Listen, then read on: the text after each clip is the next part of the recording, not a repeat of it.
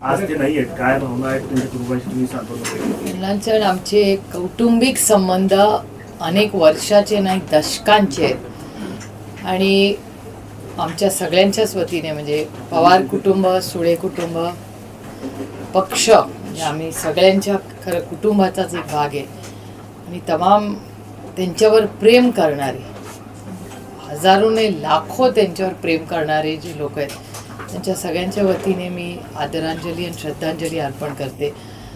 मला अजूनही विश्वास बसत नाही. तो फोटो बघून असं वाटतंय आता ते माझ्याकडे बघून हसतील. आणि एक अतिशय मनमिळाऊ स्वभाव, कामाला वाघ आणि एक कधी आलं की एक उत्साह त्यांच्यावर असायचा. मला आठवतं आपण एका मंदिरात पण इथे गेलो होतो तेव्हा सकाळी दर्शन आठवतं मार्केटच्या तेव्हा म्हणजे अशा एक एक आठवणी कितीतरी आठवणी अशा त्यांच्या आहेत. मी एवढंच म्हणेन का हा अतिशय अडचणीचा काळ त्यांच्या कुटुंबासाठी, संघटनेसाठी, सगळ्याच आमच्यासाठी आहे.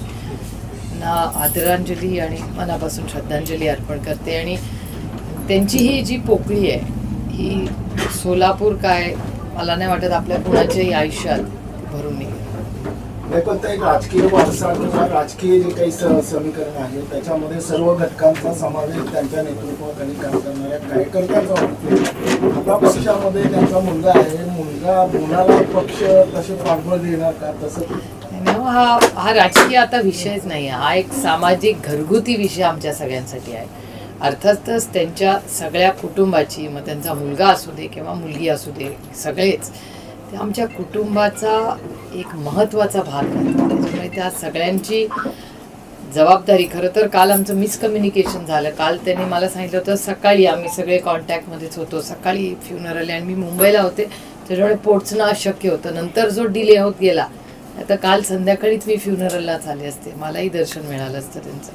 म्हणून आज मी तातडीने कुटुंबाला भेटायला आले. मी आधीच येणार होते मग ते पण त्यांचे काही रिच्युअल्स आले होते म्हणून त्यांनीच मला सांगितलं की आज संध्याकाळी या, म्हणून मी आज नाही तर मी सकाळीच येणार होते. पण हे खूप दुर्दैवी आणि म्हणजे मला अजूनही खरं वाटत नाही. हे वय पण नाही, सो यंग, जिमतेम 60 वर्षाचे पण जिमतेम आहेत ते. त्याच्यामुळे खूप यंग, खूप मोठा लॉस, एक पर्सनल लॉस आमच्या सगळ्यांसाठी. एक विजनरी नेता होता. खरं तर सोलापूरसाठी IT पार्कचं स्वप्न होतं, पवार साहेबांनी त्याचं उद्घाटन केलं होतं. हे सगळे सोलापूरकरांचे स्वप्न त्यांनी पाहिलं, ते पूर्ण करण्यासाठी आता सगळे कशा पद्धतीने नाही त्यांचं काम पुढे न्यायचं जबाबदारी आज आमच्या सगळ्यांवरच आहे. त्याच्यामुळे अर्थातच त्यांच्यासाठी मग त्यांच्या स्वप्नातलं जे सोलापूर असेल किंवा IT पार्क असेल त्यांच्या नावाने आपण सगळे मिळून एकत्र काहीतरी करूया इथे. पण मला वाटतं अजून त्या शॉपमधूनच बाहेर नाही पडलं, म्हणजे अजूनही विश्वास बसत नाही आहे की ते आपल्यात नाही आहेत.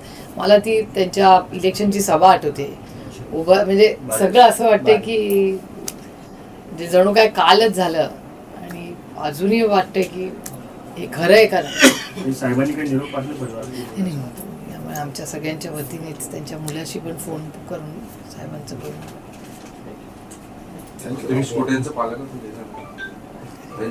आमच्या अर्थातच कुटुंबाचा अतिशय एक महत्त्वाचा हा काय म्हणजे आमच्या संघटनेमध्ये किंवा पक्षामध्ये आम्ही कधीही एक प्रोफेशनल असं पर्सनल रिलेशनशिप होतं. त्याच्यामुळे अर्थातच संघटनेमध्ये एक कुटुंब म्हणून आम्ही जेव्हा काम करतो तेव्हा अर्थातच त्या सगळ्या कुटुंबाची जबाबदारी आम्हाला घ्यावीच लागेल. ताई, महेश अण्णांचं एक स्वप्न होतं की IT पार्कचं, की या सगळ्या